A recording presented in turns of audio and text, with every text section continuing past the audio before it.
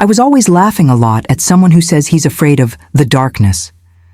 I'd tell myself, fear is just a feeling that comes from the mind, not from reality. But that night completely flipped this idea for me. Today, as I'm talking to you, I can still hear that breath, that sound. That made me doubt my own mind and all of life itself. I am Khadija, an ordinary young woman, not unemployed, no superpowers. I work at a small fish company. I always leave work at some late hours of the night, when the whole world is seeing its dreams and I'm seeing the darkness. That night was different from the start. The street was quiet in a way I'd never heard before, because even the cats, who always filled the alleys and streets, only their traces remained, as if a large hand had erased life from the streets and alleys. And that night, even the streetlights were in a shape as if they were a yellow spot in the middle of a sea of blackness, as if even the light was afraid. And as I was walking down the road, the wind was playing with the tree leaves, but the sound wasn't the usual wind sound. It had a tone, as if someone was dragging something heavy on the ground. I didn't pay much attention to the sound. I just thought it was a trick of fatigue. My heart had a strong feeling telling me, Khadija, tonight is not ordinary. I reached the alley of my house, and everything was drowning in silence. And from afar, I saw my apartment door. I stopped. My heart stopped before I did. The door was open. And the problem? I am sure, 100% sure, that I locked it before leaving for work. Here, my mind started playing tricks on me. Thoughts came to me like, maybe you forgot to lock it. Maybe someone from the family came. But deep down, I knew that door shouldn't be open. I approached slowly and felt my heart pounding as if someone was drumming on it. I extended my hand to close the door and then pulled it back quickly. I couldn't. I wanted to turn around and find somewhere else to sleep. It doesn't matter, I won't enter. But another feeling was telling me, Khadija, you have to enter. You have to know what's real. I entered. The first thing I noticed, the house was dark, but not the darkness I know. Not the darkness that lets your eyes adjust. This darkness was alive. It was dark, heavy, as if it was swallowing the light and even swallowing breath. I walked towards the light switch, pressed it. The light didn't turn on. Strange. I tried again. Nothing. Amidst the silence, a sound started to appear. Breathing. Problem, not mine. It was heavy breathing, as if from someone with breathing problems. And it was close to me. So close I felt the air moving over my neck. I stood without moving. Even the sound stopped. As soon as I stay still, the sound moves with me. I took my phone from my pocket and turned on the flashlight. The entire house appeared before me. The living room, the kitchen, the balcony, everything was visible, and there was no one. But something caught my eye. A paper on the living room table. I walked towards it slowly. My hands were shaking, and I shone the flashlight on it. It was written in a strange handwriting like a child's, but a child who doesn't want to know what he's writing. And it was written, "Don't turn on the light, because I'm here." I started reading the paper once, twice, 3 times. I was trying to understand who was in my house, who wrote this sentence, and where is he? At that moment, the breath I was hearing stopped, and the silence was more dangerous than that breath. I shone the flashlight back towards the living room, and suddenly I felt a small sound behind me, like a small step, or someone moving without wanting me to hear them. I turned quickly. Nothing. Darkness. I turned my face back to the table, and this time the sound was getting closer. I took a step back. The sound moved with me. Not far, not very close. In between, as if someone was playing with me. Here my heart started pounding fast. I didn't want to run. I didn't want to faint. I was just standing there waiting for the end. My end. And then a shadow started moving on the wall, not my shadow. A long, thin shadow, and it was shaking its head as if trying to listen. It was moving from wall to wall, as if someone was looking for me. I quickly shone the flashlight on a shadow. The shadow disappeared. I turned off the flashlight. The shadow grew, became stronger, and got closer. I quickly turned on the flashlight. It disappeared. I turned it off. It came back. Here I understood, light is not its friend, but darkness gives it power. The phone rang. Unknown number, I answered, and a faint voice said, "Turn off the flashlight and stay where you are."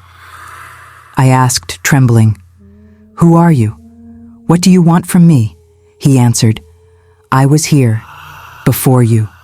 The final struggle between me and the shadow began, long moments where its sound got closer, and its laugh filled the house. And at the last moment, the sun rose, and daylight entered through the windows. The shadow disappeared, but I found the last paper next to my foot on the ground, written on it, "Night will return, and I'll be with it." And as I was gathering my thoughts from what happened to me last night, my eye fell on a small old book thrown under the couch, covered in dust. I pulled it. It had never been there before, as if someone placed it for me to read. I opened the first page, and my heart almost stopped. My name was written, and the writing date was 15 years before my birth. Pages where all my memories were written. Moments of sleep, sounds, shadows following me, words written on walls even before I was born. And the last page had a strange message written, "When night returns, the lack will return." I felt the shock. The shadow wasn't moving by chance. I needed to know the truth, even if it was bigger than me. In the morning, I went to a camera seller. I bought cameras. I installed cameras in every corner, the hallway, the living room, the kitchen, next to the door, and even on top of the cabinet. Every movement, every breath had to be seen, and I took sick leave and stayed at my friend's house. It was 2 nights, with the phone in my hand and the cameras working. And without warning, a slight movement in the hallway. I zoomed in on the image, and at that moment, everything froze inside me. Not one shadow, not the same shape that followed me yesterday. There were 3, one very tall, its shoulders stuck to the ceiling, one short, moving like a child dragging its feet, and a third one, climbing on the walls like a spider, but making a human sound. They were wandering in the house. One of them stopped, approached the living room camera. Didn't speak, didn't move much, just brought its dark face close to the lens, and with its long finger, wrote on the camera surface from outside, "You are seeing us. But who told you we are seeing you?" The camera turned off. The screen went dark. The phone fell from my hand. And at that moment, I felt the truth. I am not the victim. I am the target. I returned home feeling I needed to understand. I walked to ask about the house's history. I needed to know why I found my name in that old book. On my way, an elderly neighbor woman lives. I knew her before, like a person with keys to the mystery in the neighborhood, meaning she knows everything that happened in the neighborhood. I knocked on her door and she opened for me. She welcomed me into her house as if she was expecting me to come one day. I sat with her in her living room. Her house was full of old and dusty books that gave a feeling of age and secrets. After I took out the old book from my pocket, I asked her, "Why did I find my name in this book?" She gave me a deep look, as if reading my heart before words, and began to speak. This house is not an ordinary house. Years ago, a strange scientist was conducting his experiments on shadows, separating them from bodies. He wasn't afraid of death, and he experimented even on people who weren't born yet, separating their shadows, considering them incomplete, and leaving the original, which he called the real and complete person, free from lack. The book you found is not a coincidence. It recorded all the details of people who would live in this house in the future, and you are one of them. He knew that one day a copy of you would be born, and your shadow would be present. So as not to lose it, he wrote your name to create the dark copy of you. I stood up, and my eyes filled with tears, and I said, everything was planned for me before I existed. The shadow I was afraid of had been waiting for me for so long, like a preset hidden game. The neighbor added with wisdom, shadows are not just monsters. They are an extension of your original self, and this is a chance for you to know who you are and to choose whether to be afraid and let them control you or to face them with your mind and calmness. I left her place thinking about every word she said. My heart was beating, but my mind began to formulate the plan. I won't be a victim. I'll play with the shadows with my mind and make every calculated move to show them that I am the original and they are just incomplete copies. The shadows started playing on my weakest point, fear. They were wandering in the hallways, making light footsteps, but enough to shake my heart. Every time I heard their movement, I would stop and breathe deeply, trying to balance my heartbeats so they wouldn't hear me and sense that I was afraid. They are not running monsters, they are smarter. They play with breath, with silence, with waiting. But the more they tried to provoke me to recklessness, the calmer I became. This calm wasn't natural. It was like an internal resistance, like a voice inside me saying, if you want to win, you have to be colder than the shadows. I gathered all the data from the cameras and sat in the middle of the living room, drawing a small diagram on the floor. Every mirror I placed was calculated, every small light, every angle I planned, so its glow would meet the lines of the walls. I knew that shadows are not afraid of light, but they hate the clarity of truth. Their fear is not of light, but of seeing themselves. After a week of studying them and buying equipment for the plan, I took sick leave from work and decided, tonight I will execute my plan. And as I was guiding my house to carry out the plan, I drew and was surprised that a cabinet was actually a door. I kept pushing on it, and it opened. And the place that would change everything appeared to me, a laboratory underground.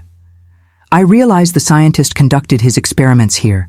Electrical and medical devices, strange solutions, large mirrors standing like guards.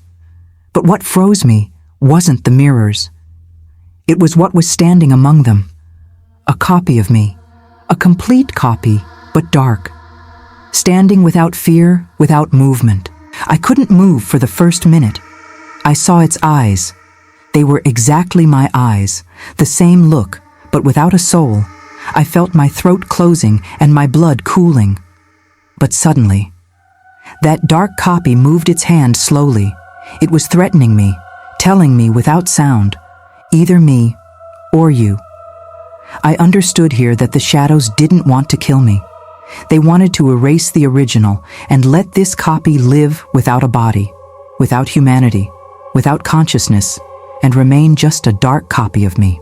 And I began to complete the plan I drew in my notebook after leaving the lab and leaving it open. It was Maghrib time and darkness was about to fall. I placed large mirror. 1. I placed it directly in front of me. Large mirror 2. I turned it slightly to the right, tilted, to reflect the first one. Large mirror 3. On the left, the same thing. I placed small mirrors at small angles. One at a 10-degree angle, one at 5 degrees, one at 15 degrees. One reflecting light to the ceiling, one dragging on the floor forward, and a fan, and I faced it in front of the mirrors, and next to the exit door, I left it turned off. Darkness fell, and I heard my copy come out of the basement until the lab door slammed and I placed it among the mirrors.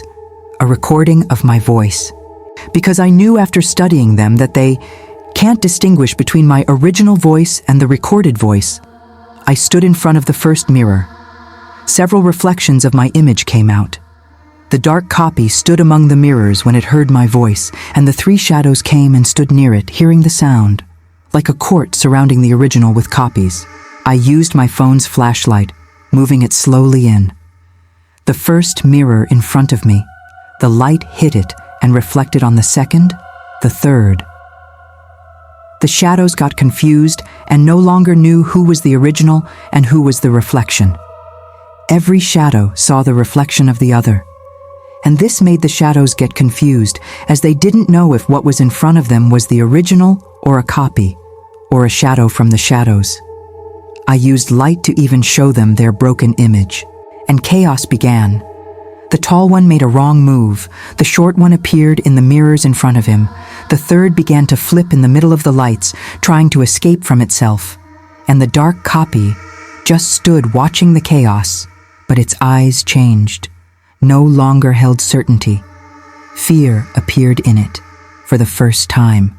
And me? I was standing in the middle of all this, watching everything fighting over nothing. And I used the fan, placed it near the exit door facing the mirrors, turned it on at full speed, and opened my house door. The current, like a vacuum, a kind of danger. And it is like death for the shadows. Any shadow that moves, the current, light and mirrors increase pressure on it and make it flee. Every movement of theirs reflects in the light and mirrors, making them fight each other and get lost. They began to fall, crumbling like smoke, and each one ran towards the door, electrocuted by the strong air current, and they exited through my apartment door as if they had never been there. Each one left, the dark copy disintegrated, leaving only small points like dust. After the last shadow left, I closed the door and stood among the mirrors. That moment, I truly felt myself. I am the original. I am the one who decides, and they are just incomplete copies living on my fear.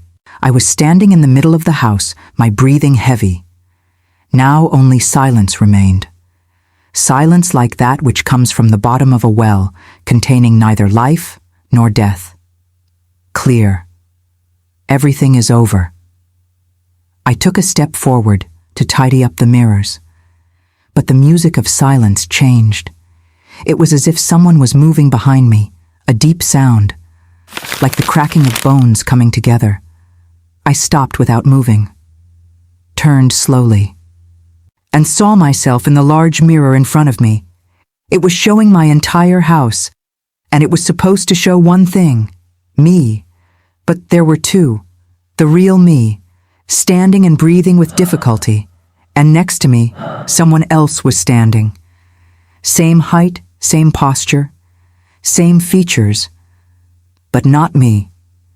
It was me without a soul, an incomplete copy of me, the main shadow, the one unaffected by mirrors, light, or traps. This shadow is not smoke. This shadow is the original dark self that was hidden in the lab for many years. It didn't leave with the others. It was waiting for the moment I would weaken. It didn't even make a movement, just stood, and a calm was evident on it that would terrify any human. It was clear. It doesn't want to escape. It wants to stay. I was controlling my fear. It wasn't apparent, because this one doesn't feed on fear like the others. This one feeds on the decision that will be made, meaning if I make the wrong decision, it will be able to take my place. At that moment, I thought of the elderly neighbor, of the words she said. Your shadow is not your enemy. The enemy is the copy you create with your own hands when you doubt yourself. Here I understood the truth I hadn't understood before. This shadow is not some monster from outside. This shadow is my past self of my lack, a copy of me that died but remained searching for a place to live, a copy of me that was afraid, hesitant, doubting, failing, falling and getting back up, and it wanted to return and live in my place. I turned to the mirror and kept looking into that shadow's eyes and said to it in a quiet voice, I will not go back to the person I was. You are just an old copy, and I will not live you again.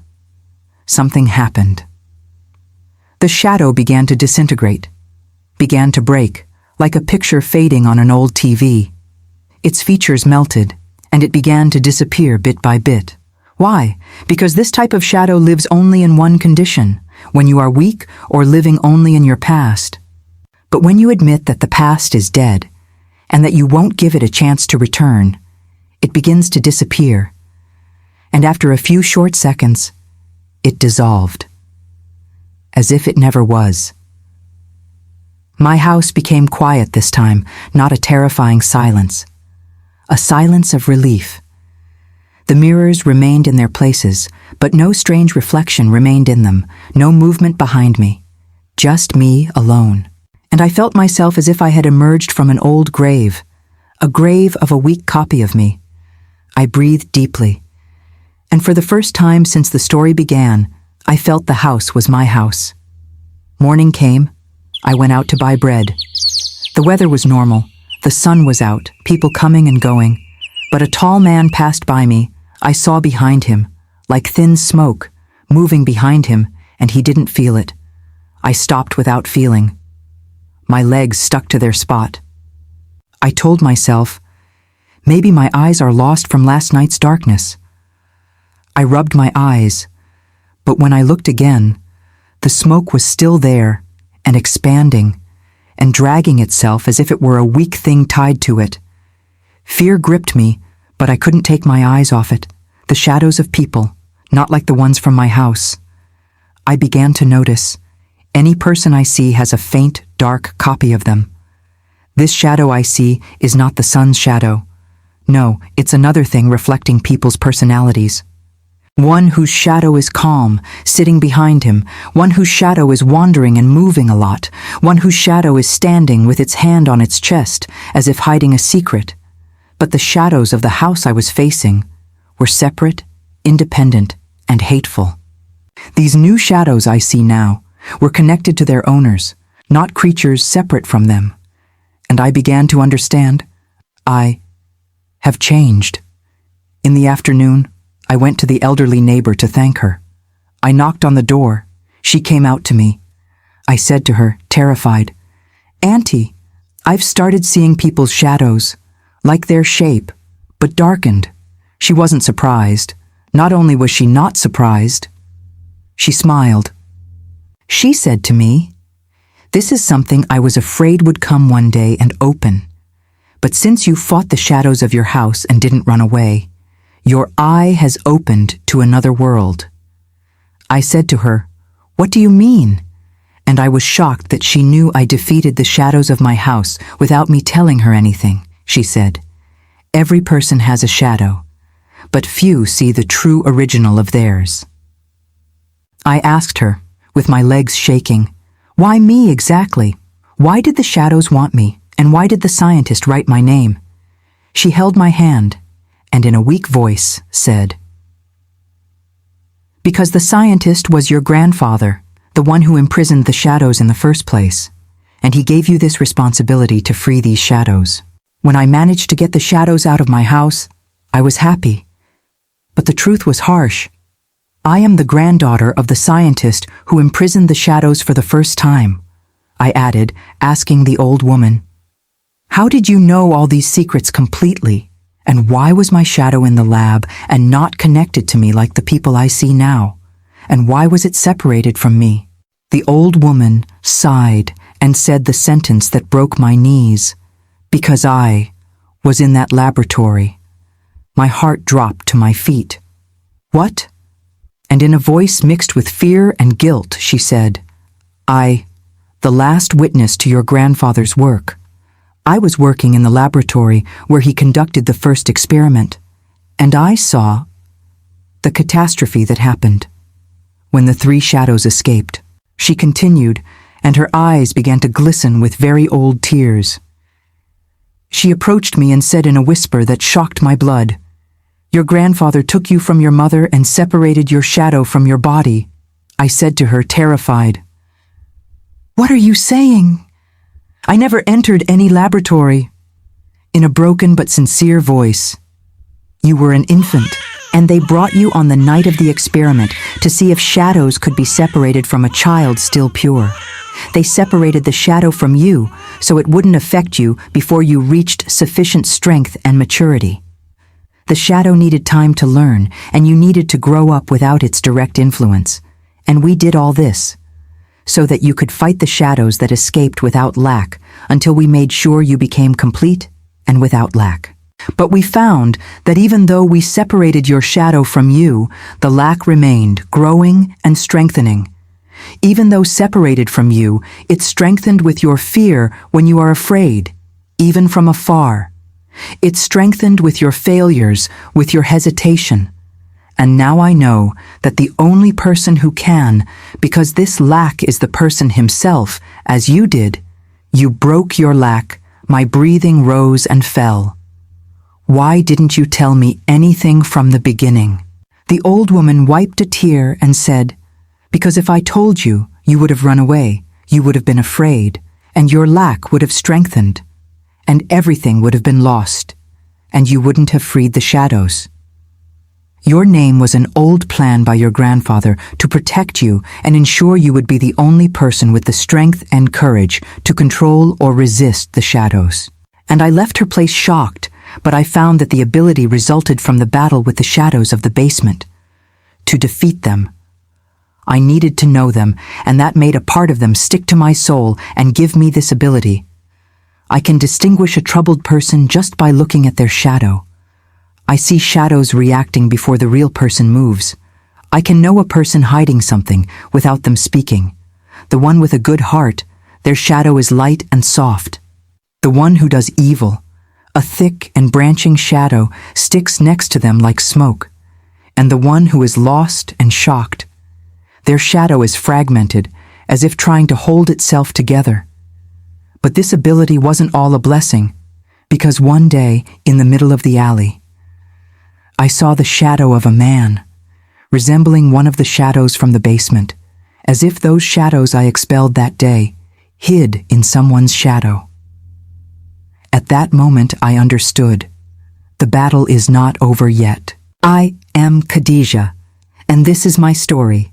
And you, what is your story? Did you learn from my story? Subscribe to the channel and help us reach 1,000 subscribers so I can share a new and exciting story with you. Leave a comment to tell me what you think about the story and what you like the most. Don't forget to share the video with your friends so they can experience this mysterious and thrilling adventure too. Thank you for your support. You are the reason we continue to share even more exciting stories.